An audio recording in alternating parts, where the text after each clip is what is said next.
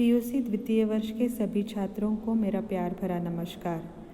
जैसे कि हम सब जानते हैं कि हम दूसरा पाठ पढ़ रहे हैं जिसका नाम है कर्तव्य और सत्यता, और यह एक निबंध है। इसके लेखक है डॉक्टर श्याम सुंदर दास। हमने पिछली कक्षा में पहले पैराग्राफ में पढ़ा था कि लेखक कहते हैं कर्तव्य वह वस्तु है जिसे करना हम लोगों का परम धर्म है। परम धर्म यानी क्या? पहला काम। परम धर्म, धर्म यानी कर्तव्य, कर्तव्य यानी ड्यूटी। तो हर काम को करना हमारा पहला धर्म माना गया है। कर्तव्य को न करने से हम लोगों की दृष्टि से गिर जाते हैं और अपने कर्मों की वजह से, अपने बुरे कर्मों की वजह से कुचरित्री या नीच बन जाते हैं। यानी जो व्यक्ति अपनी ड्यूटी सही तरीके से नहीं निभाता, प्रामाणिकता से नहीं निभाता, उस व्यक्ति को समाज में रिस्पेक्ट, आदर, सम्मान नहीं मिलता। ये हमने जाना था। हमने और एक वस्तु बहुत ही इम्पोर्टेंट, महत्वपूर्ण पढ़ी थी। वो थी प्रारंभिक अवस्था में कर्तव्य करना बिना दबाव से संभव नहीं है। यानी क्या कि कोई भी अच्छा काम सीखने के लिए शुरुआत में बहुत ही बोरियत होती है, शुरुआत में बहुत ही कठिन लगता है, शुरुआत में लगता है कि ये क्यों कर रहा हूँ मैं। जैसे कि सबसे बड़ा उदाहरण हमारे लिए है पढ़ाई ही। शुरुआती काल में देखिए, जब तक पढ़ाई शुरू नहीं होती या पहले शुरू होती है तो बहुत मज़े से हम करने लगते हैं, पर पढ़ाई का, पुस्तकों का बोझ जैसे जैसे बढ़ने लगता है पहली दूसरी कक्षा से, तब हमें पढ़ाई नहीं चाहिए ऐसा लगता है। तो माँ बाप क्या करते हैं, ज़बरदस्ती हमें समय पर सुबह शाम पढ़ने के लिए बिठाते हैं।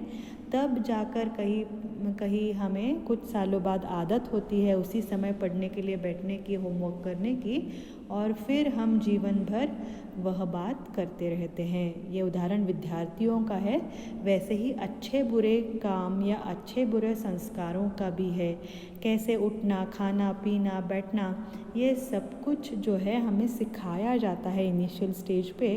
और सीखते वक्त हमें ऐसा ही क्यों करना चाहिए? माँ कहती है लड़कियों को तुम ऐसे ही बैठो, वैसे ही करो, वैसे ही बात करो, तुम्हें बड़ों के सामने नहीं, ऐसे सब बताया जाता है।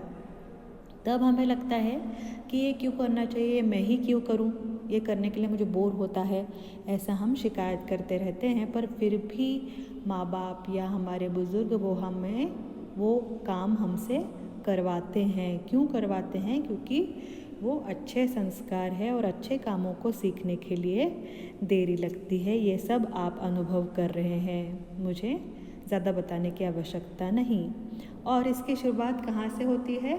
अपने घर से ही होती है। मैंने जैसे कि अभी घर का ही उदाहरण बताया है।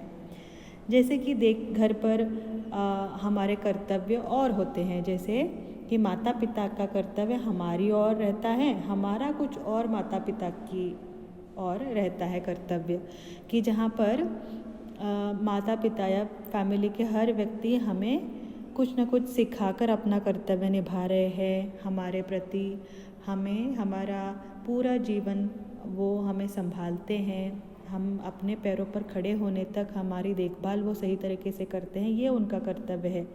और हम अपने पैरों पर खड़े होने के बाद अपने माँ बाप को उनके बुढ़ापे में सहायता करें या उनकी देखभाल करें या उनको एटलीस्ट पूछे कि आप कैसे हैं, ये हमारा कर्तव्य धर्म पड़ता है। वैसे ही अलग अलग धर्म, अलग अलग कर्तव्य हमारे या मनुष्य के होते हैं। जैसे कि पति पत्नी, स्वामी सेवक, स्त्री पुरुष, और इन सब के परस्पर अनेक कर्तव्य है। घर के बाहर भी हमारे कुछ कर्तव्य बनते हैं। वो किन के प्रति? मित्रों के प्रति, पड़ोसियों के प्रति, प्रजा के प्रति, जैसे कि समाज के प्रति, जैसे कि देश के प्रति हमारा कोई ना कोई कर्तव्य बनता है। इसीलिए लेखक कहते हैं कि संसार में मनुष्य का जीवन कर्तव्यों से भरा पड़ा है। हमें लगता है कि हमें ही कोई काम नहीं है।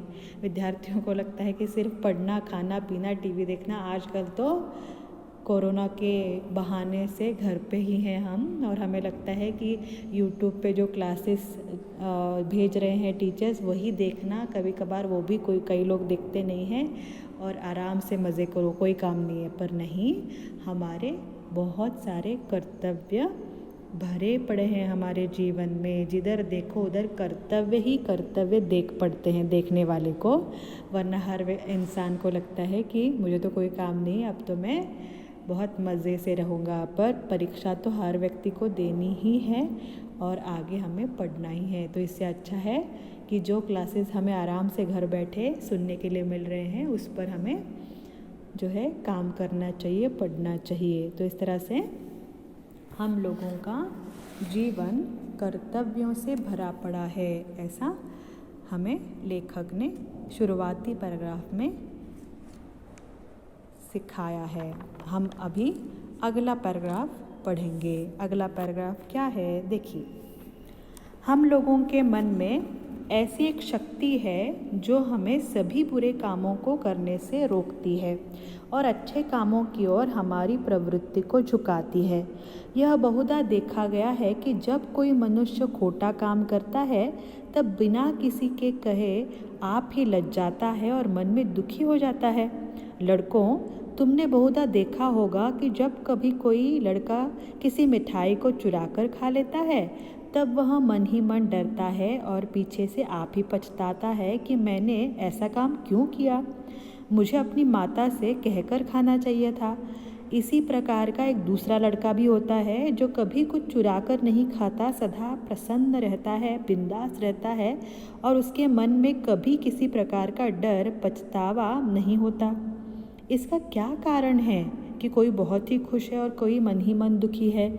यही है कि हम लोगों का यह कर्तव्य है कि हम कभी चोरी न करें, परंतु जब हम चोरी कर बैठते हैं तब हमारी आत्मा हमें कोसने लगती है। इसीलिए हमारा यह धर्म है कि हमारी आत्मा हमें जो कहे उसके अनुसार हम करें।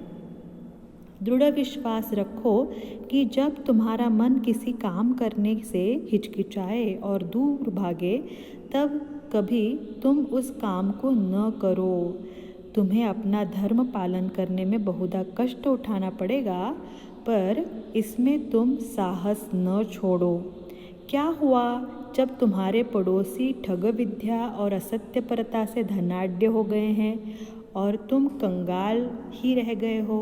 क्या हुआ जो दूसरे लोगों ने झूठी चाटुकारी करके बड़ी बड़ी नौकरियां पाली हैं?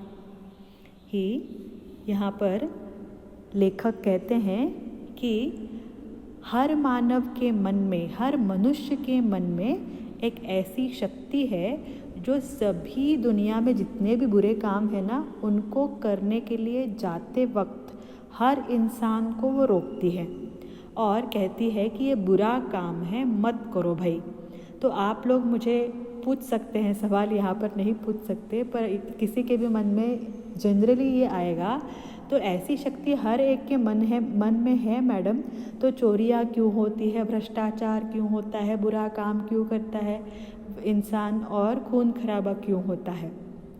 तो उसका भी उत्तर हमारे पास है कि जो व्यक्ति बुरे काम करता है वो व्यक्ति उस आंतरिक शक्ति की बात नहीं सुनता है, वो उस आंतरिक आवाज़ की बात नहीं सुनता है, वो अपने संस्कारों की बात नहीं सुनता है कि ये काम मुझे नहीं करना चाहिए। तो जब कोई व्यक्ति खोटा या बुरा काम करता है तो वो बहुत ही खुश रहता है, ऐसा हमें कभी कभार लगता है, पर ऐसा नहीं है। वो व्यक्ति अंदर ही अंदर दुखी रहता है, लज्जाता रहता है और वो हमेशा यही सोचता रहता है कि ये बुरा काम मैंने किया है, किसी को पता लगेगा तो क्या हो जाएगा मेरा। तो उदाहरण बहुत ही साधारण सा दिया है। आजकल के आप जैसे जनरेशन को ये उदाहरण सुनाते वक्त मुझे बहुत ही हंसी आ रही है कि यहाँ पर बहुत ही क्यूट सा उदाहरण लेखक देते हैं कि कह रहे हैं कि कोई लड़का अगर घर में अपनी एक मिठाई चुरा कर खा लेता है तो उसको मन ही मन लगता रहता है कि मैंने क्यों चुरा कर खाई, मुझे अपनी माँ को बताकर खाना चाहिए था। पर आजकल के लड़कों को शायद ऐसा नहीं लगता कि मैंने चुरा कर खाया तो कोई बात नहीं, माँ भी क्या कहेगी, ऐसा भी कहने वाले लोग होते हैं। पर यहाँ पर कंपैरिजन बताया गया है कि वही आप दूसरे लड़के को देख लीजिए कि वो लड़का कभी कोई चोरी नहीं करता, कभी कोई बुरा काम नहीं करता, वो बिंदास रहेगा, यानी उसके मन में भी कुछ नहीं है, बाहर भी कुछ नहीं है, वो सदैव प्रसन्न रहता है, खुश रहता है। उसका कारण क्या है कि उसने कोई गलत काम नहीं किया, बिंदास रहने का यही कारण है। और उसके विपरीत जो व्यक्ति बुरे काम करता है वो व्यक्ति हमेशा मन ही मन डरा रहता है। ये बात आपसे, आपके अलावा और कोई अच्छा समझ ही नहीं सकता है कि हम बिना बताए माँ बाप को जब कोई काम करते हैं तो हमारी मन की अवस्था क्या होती है, अंदर अंदर कितने हम डरे हुए रहते हैं, ये आप सब जानते हैं। ये तो यहाँ पर छोटी सी मिठाई चोरी करने के बारे में कह रहे हैं। आजकल के हमारे प्यारे विद्यार्थी बहुत सारे कारनामे करके आते हैं और ऐसे दिखाते हैं जैसे मैंने कुछ किया ही नहीं, पर वो लोग खुश नहीं रहते, अंदर ही अंदर दुखी रहते हैं। ऐसे समाज में हर व्यक्ति अंदर ही अंदर दुखी होता है जो व्यक्ति बुरे कर्म करता है। तो इस तरह से ये उदाहरण दिया है लेखक ने। और वो आगे कहते हैं कि जब भी हमें चोरी करने का मन हो, चोरी छोड़ दीजिए, कोई भी बुरा काम करने का मन हो, तो हमारी जो आत्मा की आवाज़ है उसे हमें सुनना चाहिए और ये हमारा धर्म है। और हम उसके अनुसार, हमारा आत्मा यानी क्या, आत्मा को किसी ने देखा नहीं है, पर हमारा जो कॉन्शियस माइंड है, साइंटिफिकली जो हमारा कॉन्शियस माइंड है वो हमें कहता रहता है कि ये मत करो, तब हमें नहीं करना चाहिए। दृढ़ विश्वास रखो, अपने आप पर हमें विश्वास रखना चाहिए। कई बार हमें खुद पर ही विश्वास नहीं रहता, हम खुद को ही बिलीव नहीं करते। विश्वास रखो कि जब तुम्हारा मन किसी काम को करने से हिचकिचाए, कई बार देखिए हेजिटेंट फील होता है हमें कोई काम करने से, ये नहीं, ये मेरे बस की बात नहीं है, या ये मैं नहीं कर सकता, ये मुझे नहीं करना चाहिए, डजंट सूट्स मी, ऐसा कई बार जब लगता है ना, तब वो काम मत करो। जैसे कि छोटा सा उदाहरण मैं देना चाहूँ तो किसी भी ऐसे काम को करने से लगता हो कि अपने माँ बाप से ये बात छुपा देनी चाहिए या समाज से, मित्रों से ये बात छुपा कर करनी चाहिए, ऐसी जब फीलिंग आती है ना, तब 100% वो काम बुरा है और उसे नहीं करना चाहिए। ये भी मेरा तरीका है, यानी ये मेरी सोच है कि जब हमें लगता है कि कोई काम माँ बाप के को बताने पर वो गुस्सा हो जाएंगे, समाज में अगर मैं बताऊंगा तो वहाँ पर मुझे बुराई मिलेगी, या मुझे अपने फ्रेंड्स से भी वो छुपाना चाहिए, ऐसा कोई काम अगर हमें लगता है कि करना, तो वो काम बुरा है, ये समझ लेना चाहिए 100%। तो हमारे मन में वो शक्ति है कि वो हमें बताता है, जगाता है हमेशा कि भाई ये बुरा है, उससे दूर रहो। क्या हुआ, आगे लेखक कहते हैं कि क्या हुआ अगर जब दूसरे लोग, हमारे पड़ोसी ही ठग विद्या अपना कर असत्यता का प्रयोग करके बहुत ही धनाढ्य बन गए हैं और मैं कंगाल बैठा हूँ। मैडम आप कह रही हैं कि चोरी मत करो, ये मत करो, आप बोलती हैं, पर कई लोग चोरियाँ करके, भ्रष्टाचार करके, एक दूसरे को फंसाकर, लोगों को फंसाकर बहुत बड़े बंगले बना चुके हैं, गाड़ियाँ उन्होंने खरीद ली, तो उनको क्या हो रहा है, फिर हम ही लोग कंगाल क्यों बने रहे। तो यहाँ पर ऐसा नहीं है। जो व्यक्ति गलत काम करता है उसे कभी न कभी कोई ना कोई सज़ा ज़रूर मिलेगी। तो हमें अपने आप पर दृढ़ विश्वास रखना चाहिए और उनके साथ हमें कंपैरिजन में नहीं जाना चाहिए। ठग विद्या अपनाना यानी लोगों को फंसा कर, असत्य चीज़ों को अपना कर जो लोग धनाढ्य यानी पैसे वाले बन गए हैं। कई लोग झूठी चाटुकारी करके, झूठी चाटुकारी करना यानी क्या करना, मस्केबाजी करना, इन्फ्लुएंस लगाना, रिकमेंडेशन पे आगे जाना, रिकमेंडेशन पे नौकरी लेना, रिकमेंडेशन पे किसी बड़े बड़े इंस्टीट्यूशंस में एडमिशन लेना, ये सारा भ्रष्टाचार चलता रहता है। तो कई बार हमें सिस्टम पर गुस्सा आता है, कई बार हमें लोगों पर गुस्सा आता है जो बुरा काम करते हैं, तो ये लोग करते तो मैं क्यों नहीं, ऐसा हम कंपेयर करके क्या करते हैं, ये वो करता है तो मैं इससे बड़ा करूँगा, इस तरह से हम बुरी चीज़ों में अपने आप को कंपेयर करने लगते हैं। तो ये नहीं करना चाहिए। क्या हुआ अगर दूसरे लोग नीच कर्म करके सुख भोगते हैं और अगर तुम सदा कष्ट भुगत रहे हो तब भी सुख मानो, तब भी समाधान मानना चाहिए। तुम अपने कर्तव्य धर्म को कभी ना छोड़ो, अपनी ड्यूटी को कभी नहीं छोड़ना चाहिए। और जो व्यक्ति प्रामाणिकता से कमाएगा, जो व्यक्ति अपने कर्तव्य धर्म को नहीं छोड़ेगा, वो हमेशा खुश रहेगा, संतोष में रहेगा, आनंद में रहेगा, ये लेखक का कहना है। मानव का जीवन हमेशा अनेक कार्यों में व्यग्र रहता है, इसीलिए हमें पूरा ध्यान रखना चाहिए कि क्या सही है, क्या गलत है, क्या धर्म है, क्या अधर्म है, क्या सही है, क्या गलत है, ये हमें सोचकर हमारा काम करना चाहिए। तो इस तरह से लेखक हमें ये आगाह करते हैं कि हमें क्या करना है, क्या नहीं है। तो धर्म क्या है, अधर्म क्या है, इस पर चर्चा आगे होती है।